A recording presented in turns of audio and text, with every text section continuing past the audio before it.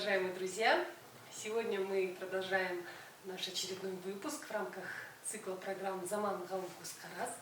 И гостьей нашей студии является известный ученый, археолог, исследователь древней металлургии на территории Казахстана, ведущий научный сотрудник Института археологии имени академика Маргулана Антонина Сергеевна Ермолаева.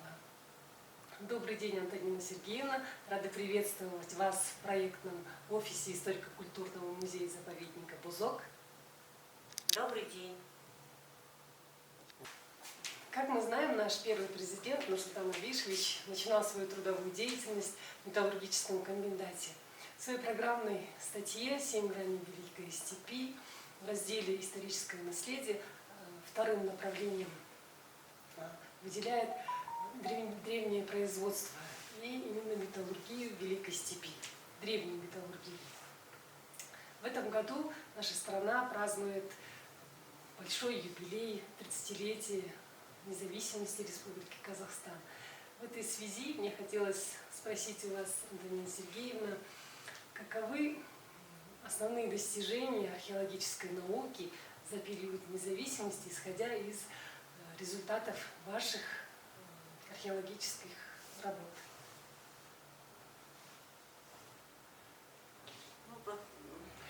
Вначале хочу сказать, что да, Нурсултан Абишевич, конечно, не понаслышке знал, что такое металлургия, и человек, который уже прошел школу, который участвовал в этом производстве, и понимал значение металлургии в жизни человеческих обществ, в том числе вот Казахстана. И сам процесс древнего металлургического производства, как и современного, очень сложный, это технологический процесс. И вот то, что мы уже в настоящее время переходим к изучению до деталей вот этого процесса, который был древностью, и использовались изделия, изготовленные древними металлургами, можем теперь уже представить в наглядном виде, с применением физико-химических методов.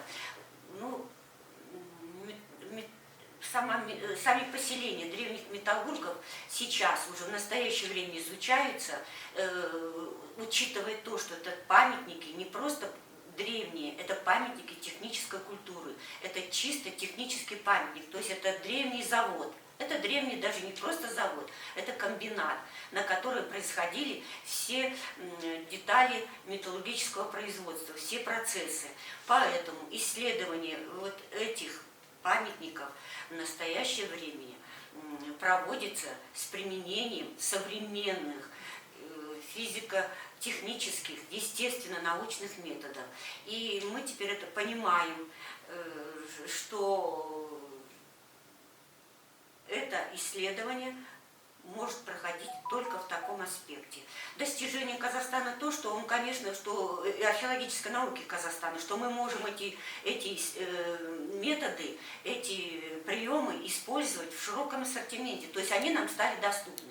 Достижение наше, что мы теперь используем. Если каких-то специалистов не хватает в Казахстане, мы их приглашаем с остальной территории Евразии, либо из-за дальнего зарубежья. Участвуют в наших проектах обычно это российские археометаллурги, участвуют еще специалисты из Англии, из Америки, из Южной Кореи, из Японии.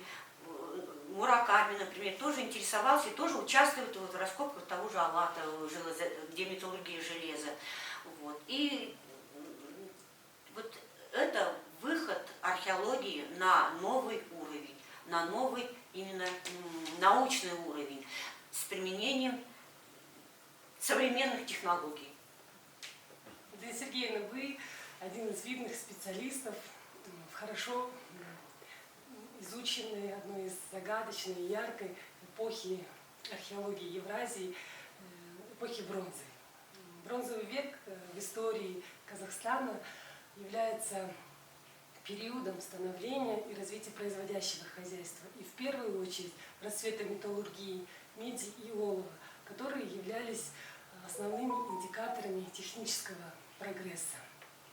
Как бы вы охарактеризовали этот период с точки зрения технологического прорыва эпохи?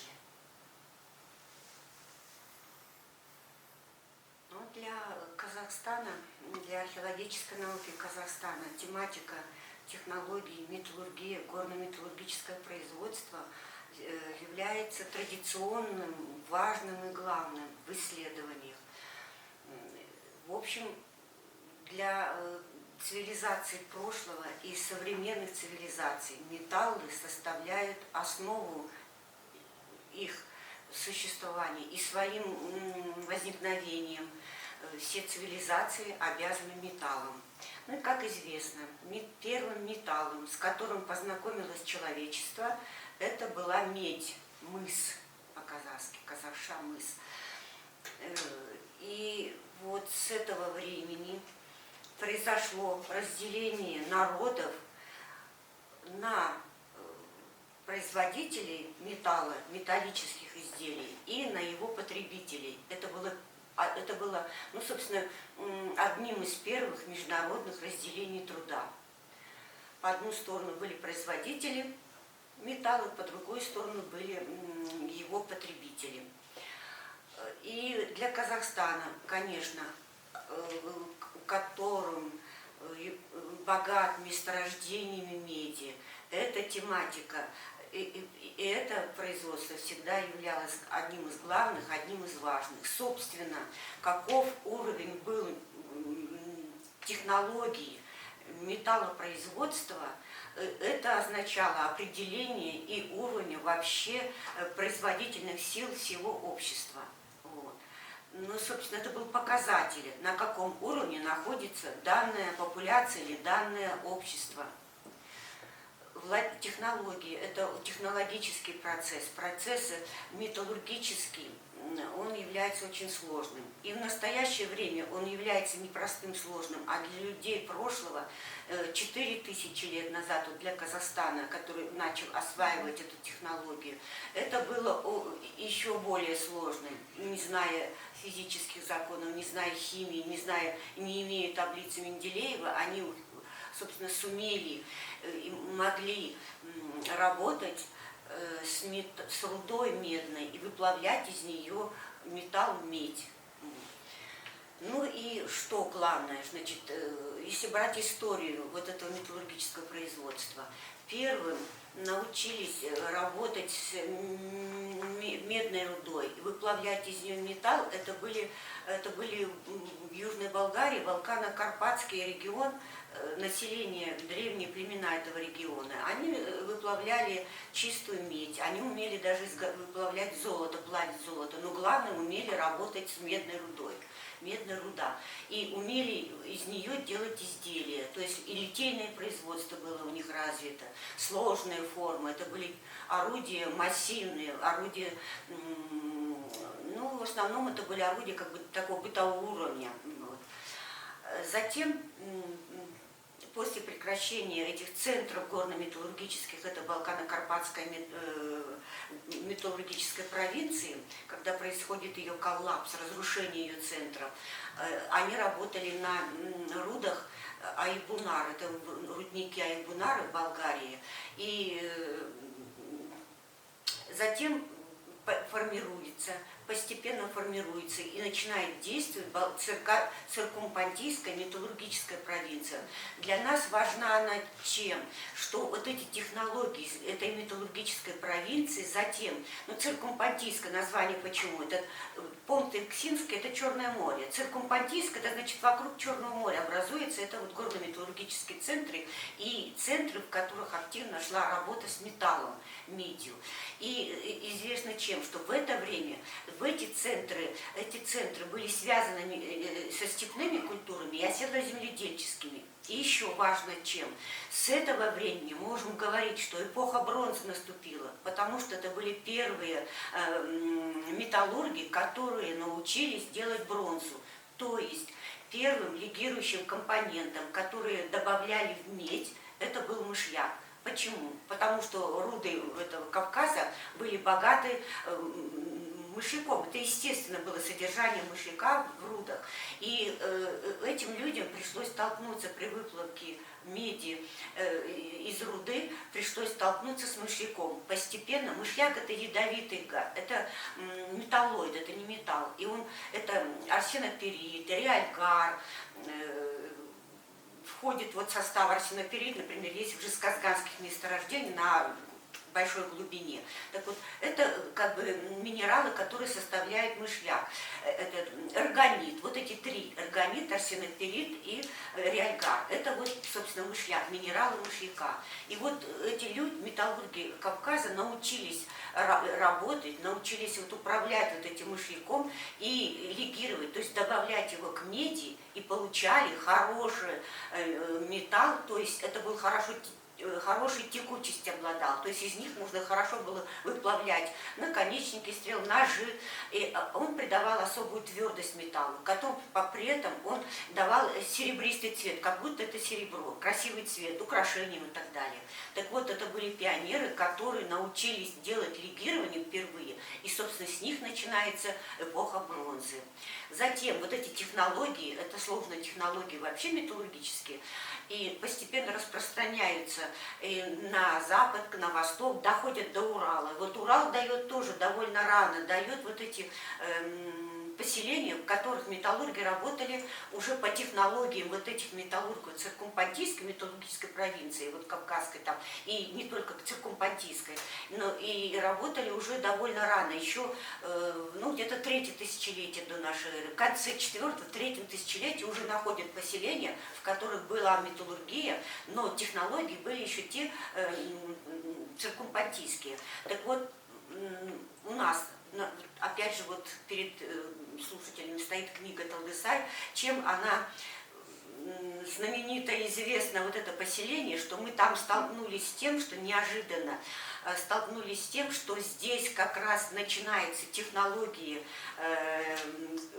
металлургические, которые присутствовали, были первоначально в циркумпантийской металлургической провинции, то есть в горно-металлургических центрах степных этих племен, работающих к северу от Черного моря и ближе к Уралу. И потом, да, и мы устанавливаем, что, значит, у нас тоже находим что?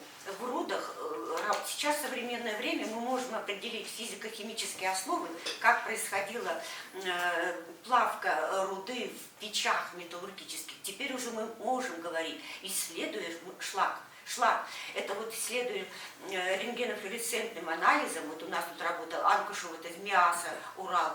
Вот, так вот, этот анализы дают представление, как проходила плавка руды в печах, и что по шлаку определяется, какую руду плавили, и добавляли туда легирующие, либо не добавляли. Вот что такое теперь современные технологии. И вот неожиданно сталкиваемся с тем, что, значит, мышьяк даже вот Анкушев утверждает, что он был даже в шлаках при выплавке. Значит, легирование могли они делать уже на стадии шихты, то есть когда плавили, не когда литье делали, а когда еще руду плавили. Ну, это во многом вызывает сомнения, но тем не менее, как бы пока что вот такое.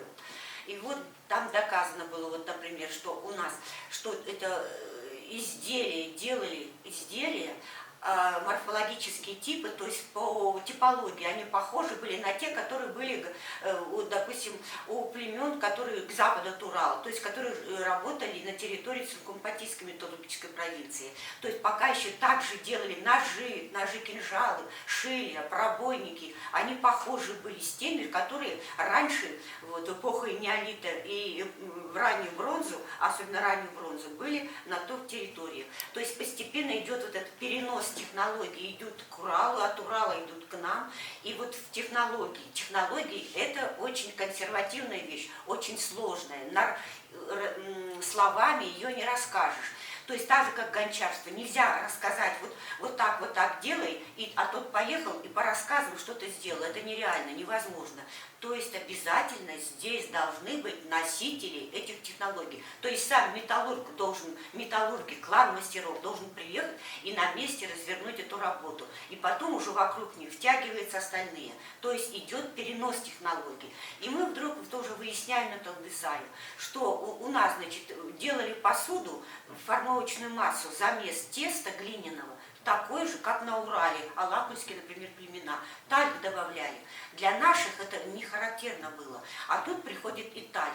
Технологии гончарства – это тоже консервативная вещь. И как вот в этнографии же известно, как мама делала, как там, допустим, кто-то, бабушка, прабабушка, как делали вот эти посуду, глиняную посуду, также будет передаваться своим детям, поколению дальше. Нельзя было менять. То есть это консервативно. И вот это все мы встречаем. И мы, значит, говорим, теперь идет перенос технологий, идет вот это все продвижение племен оттуда. А двигались так называемые петровские племена Урал, потом двигается в Казахстан северный и центральный, двигается туда, где есть месторождение.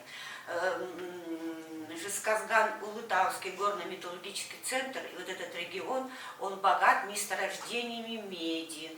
И причем медь была, значит, здесь была медь окислена, вообще руда медная делится на большие две вот таких категории. Это окисленные руды, это простые соединения меди с кислородом, купрум-О, купрум-О2, например, да, это хризоколы,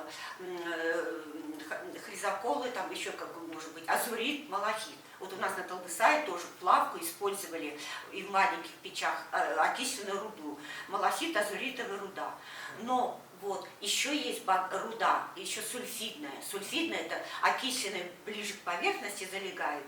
И их древние первыми с ними столкнулись и работать начали. А когда стали углубляться, и когда истощаются вот эти верхние слоя, они переходят еще к халькопериту, халькозину. Это руды, это сульфиды, первичный сульфид халькоперит, это сложное соединение купрум, феррум, С2, это соединение меди с железом, с серой. И очень сложно из нее плавить, нужно отделить железо, убрать серу, и чтобы можно было получить медь. То есть здесь многоступенчатый процесс должен идти. И, значит, получается, допустим, вторичные сульфиды. А вот вторичные сульфиды, когда уже уходит сера, и когда серы меньше, каждая ступень преследовала собой цель уменьшить содержание серы в соединении с медью. Ну, почему? Ну, если позволит время, я, может быть, скажу, да, сейчас, что, например, окисленную руду при плавке, там тоже нужно как сделать, чтобы отделить кислород от меди, нужно близкий химический родственник у кислорода, это углекислый газ. И нужно, значит, сделать так, чтобы там восстановительная атмосфера получилась, чтобы углекислый газ был в печке, да, или костер, в котором закрыт должен быть кислород, потому что когда расплавится, все, разогреется, кислород не должен поступать. И там углекислый газ. Углекислый газ забирает кислород у меди. И медь остается, в общем-то, расплавляется, и вот из нее получает. А здесь серу отобрать у меди трудно, потому что они близкие химические родственники. Таких реагентов нет почти в природе. И как отобрать серу у той же меди? Почему древние очень часто было, они долго не приходили вот к этому плавке сульфидных руд. Они когда доходили, жила идет, когда разработка идет, да, этого самого месторождения, когда доходили до золотистого халькоперита, бросали эту выработку, все, и с ним не работали, но постепенно приходилось переходить и к сульфидным рудам, потому что истощались окисленные руды, а все больше и больше металла требовалось человечеству, потому что и шел цивилизационный уровень, повышался, все больше переходили к металлическим изделиям. Вот поэтому вот так вот. И еще, так вот, изобретение наших металлургов с Арарки, я вот так немножко перескочу этот период, почему, значит, они технологии перенимают. И технологии перенимают и работают с окисленными рудами, с мышьяковыми. А Урал богат, там есть Ташказган, богатый мышьяком, это месторождение. Поэтому уральские там тоже так-то легко перешли к технологиям, допустим, тех же кавказских. Нашим посланникам сложнее пришлось, потому что у нас же в Казганской руде вот такого мышьяка количества нет. Там, значит, вот я перечислила малахитозуритовые, халькоперит, халькозин, там это есть, каверин еще есть, это вот такой фиолетовый красивый вторичный сульфид. Вот. Но мышьяка-то как такового нет, поэтому то, что наши использовали талдысайские металлурги мышьяк, делали изделия из мышьяка и плавили, значит, теперь делают наши археометаллурги заключение. Возможно, эту руду с мышьяком, с содержанием высоким мышьяка, они могли привозить с Урала. Либо они, этот мышьяк, пока еще мы тоже это все еще выясняем с археометаллургами, либо они вот эти минералы мышьяка, например, реальгар, месторождение реальгара есть возле Балхаша. Но либо они, значит, брали вот эти минералы мышьяка и как-то их добавляли уже не из руды, а уже отдельно. Вот это вопрос теперь тоже сейчас решается у нас. Но это ладно, для широкого народа это непонятно и не нужно. Но главное, когда вот наши начали это работать жесказганские металлурги, поселения Жесказгана, и когда потом северо-багдалинские от Асумы, Ржи, Катмая, от Мустафа работать начали с рудами, Жесказганские богаты, я уже говорила, сульфидной рудой. И поэтому, чтобы работать с сульфидной рудой, постепенно вот этим опытным путем доходили и изобрели печи, в которых могли плавить сульфидную руду. И мы переняли эти маленькие печи наземного типа с Урала, или там, допустим, они шли еще в Донецком, на Украине, восточном в Украине, есть, значит, Донецкий регион, где есть тоже поселения, которые работали, древние похаброны заработали с окисленной рудой печи, маленькие наземные печи. У нас тоже они есть. Правда, у нас более широкий ассортимент появляется, модификация идет. Но у нас есть еще печи шахтного типа. Это углубленные в землю на 1,5-2 метра длинные горизонтальные каналы, и которые работали. Мы экспериментом теперь тоже провели эксперимент, доказали, это археометаллурги из Челябинска, тот же Русанов, доказали, что как они работали, эти печи, на естественной подаче воздуха, никакой мех не надо было использовать. И там многоступенчато шел процесс. Там процесс шел работать с сульфидной рудой. Постепенно, поэтапно сначала обжигали ее в этих печах, избавлялись, сера быстро возгорает, у нее низкая температура плавления, идет возгорание, и потом она дает большую температуру, и иногда топливо дополнительно не надо туда добавлять, потому что за счет экзотермальной реакции вот это выгорание серы повышается температура, и дальше идет этот процесс. Так вот и предполагает, что вот эти печи шахтного типа, которые на Тасу впервые были открыты Кадырбаем еще в 70-е годы и 80-е, потом они вот повторяются уже на Талдысае, вот, печи шахтного типа, а они как раз и предназначены были для сложного передела, многоступенчатого передела сульфидной медной руды, сульфидной. Вот. Обжигали, и, значит, выгорала сера, получался вторичный сульфид, тоже халькозин. А талдысайские наши работали с халькозином. И в экспериментах наши тоже провели вот эксперимент, и выплавку большой шахтной печи, халькозин, вторичный сульфид плавили, получили слиток медный. То есть эта печь подтвердили, что это реально медиплавильная печь. Вот. Ну и вот Спасибо, таким образом вот. Получилось целое. Еще немножечко скажу. Так вот, интересно, нас провели тоже исследование. Вот Или завтра уже, может быть. Нет. Парк, например, из Южной Кореи, он проводил он проводил металлографию, делал микроструктурный анализ. И вот он работал уже с готовыми изделиями. Провели спектральные анализы, провели металлографию и определили, значит, что у нас работали исходным сырьем на Талдысае, например, была чистая медь. Опять же, что олова еще не было. Они как Кавказ, как Балканы, Карпаты с чистой медью, но они и есть с мышьяком немного работали. Мышьяк, я говорила, они еще использовали мышьяк. Вот. И чтобы, но медь чистая, она мягкая. И чтобы довести ее до твердости, они ковали. Широко очень была применена ковка на Талдысае. Кузнечное дело, ковкой. Ковкой можно было довести медную вещь до твердости бронзы. Бронзу почему использовали легирование оловом, мышьяком, потому что он твердость давал еще. А ковкой можно было то же самое это сделать. Вот, значит, что заключить? включения.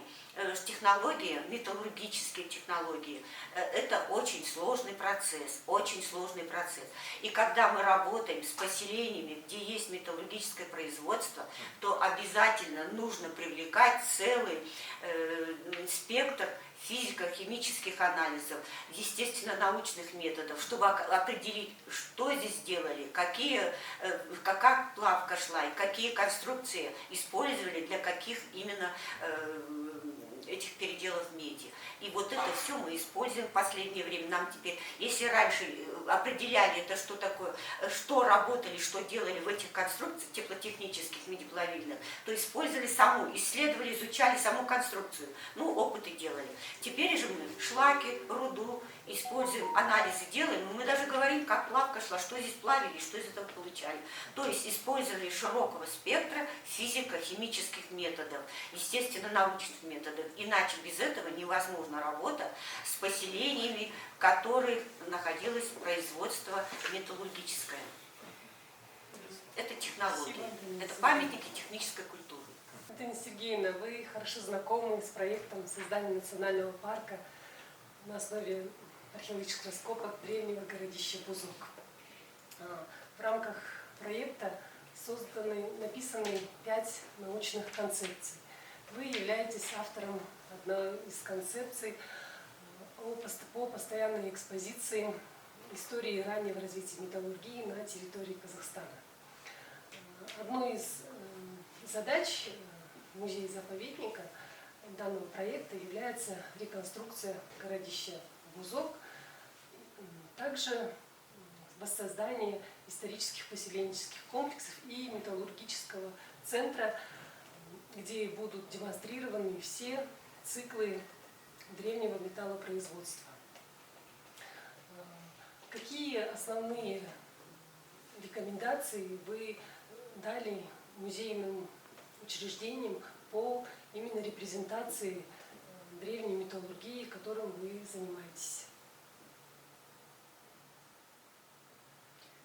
Собственно, впервые об этом создании вообще подготовке проекта, создании будущего музея-заповедника впервые услышала, когда был семинар, проходил в этом же помещении в 2019, да.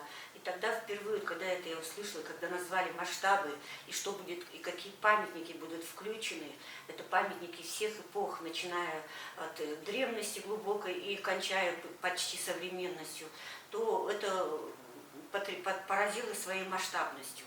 И территория, которую занимать будет этот музей-заповедник, также, в общем-то, тоже потрясающе огромна.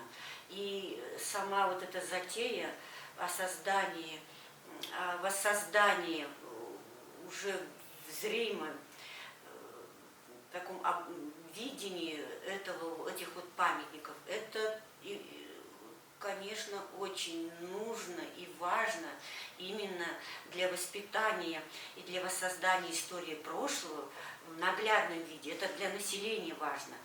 Это не столько для ученых, которые, в общем-то, это все и по литературе, и по учебникам все читают и знают, и сами это все исследуют.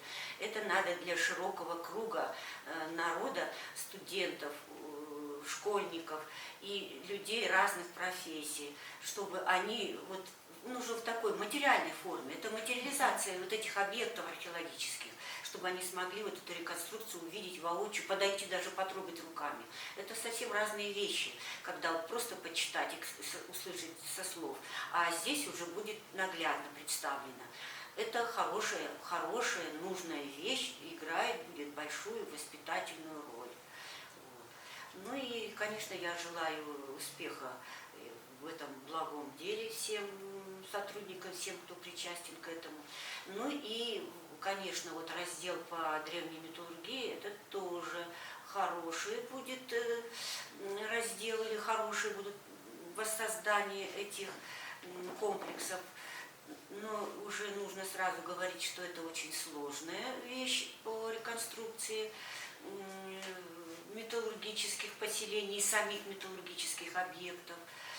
И сейчас это к настоящему времени, это, в общем-то, уже близко к тому, чтобы это все представить в реальной, в зримой форме, потому что большие многолетние исследования поселений древних металлургов и самих объектов на этих поселениях были произведены, реконструкции. Реконструкции были экспериментальные, на площадках поселенческих, реконструкции были виртуальные, компьютерные, и поэтому вот теперь это стало возможным воспроизвести уже на территории музея-заповедника. Затем я говорила, уже целый комплекс исследований проведенных был, и мы уже теперь максимально приблизились к тому, какие были конструкции древние, медиплавильные агрегаты, и что и как там проводилось. То есть теперь будет более грамотная реконструкция этих объектов на территории музея-заповедника.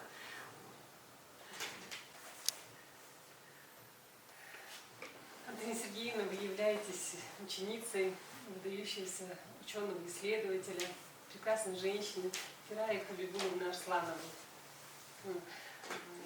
И в ранние эпохи, периоды, и сегодня женщины в археологии занимают активную позицию, как мы видим сегодня вас, вы достигли больших успехов в исследовании поселения древних металлургов Талдысай. Сейчас могли бы что-нибудь рассказать о своей учительнице, о своем наставнике? Мы во все времена чтим своих учителей. Сейчас у молодежи есть новые названия, мотиваторами они называют своих наставников. Вот о своем мотиваторе, человеке, который привел вас в археологию, расскажите немного.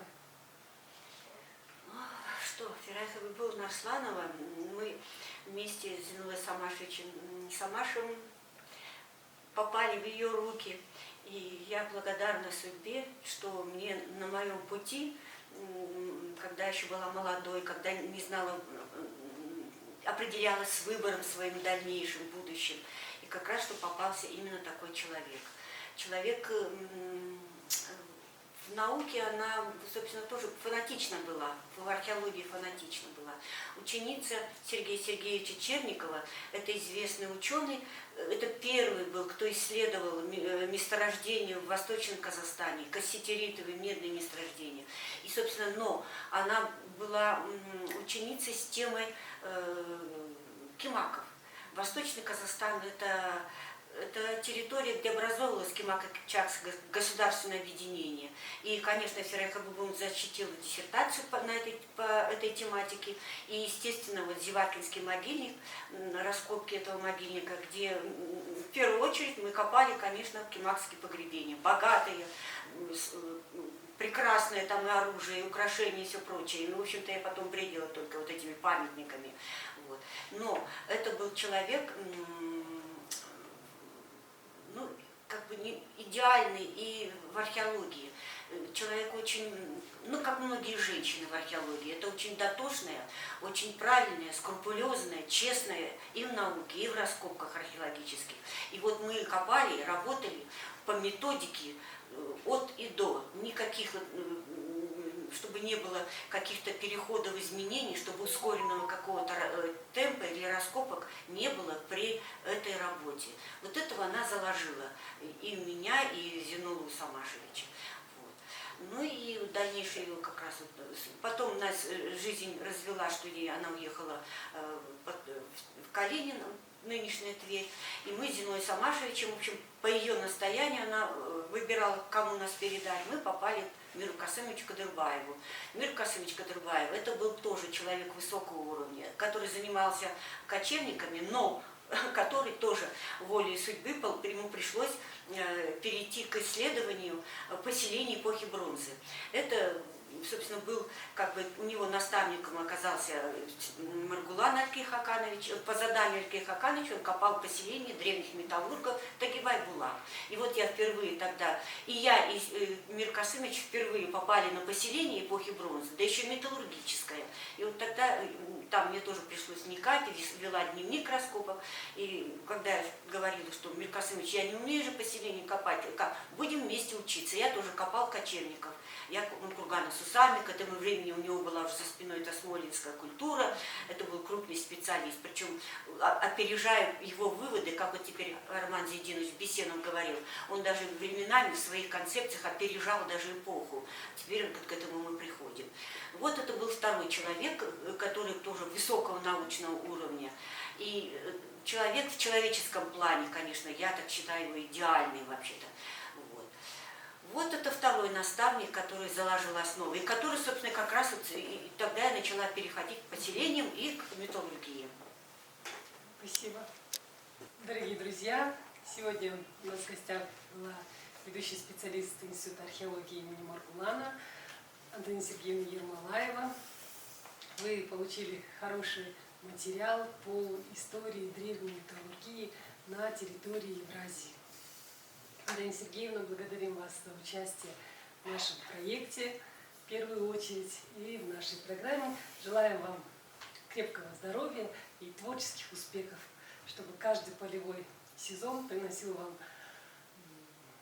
хорошие результаты, новые открытия, хорошие результаты, и вы радовали публику и общественность новыми материалами и книгами.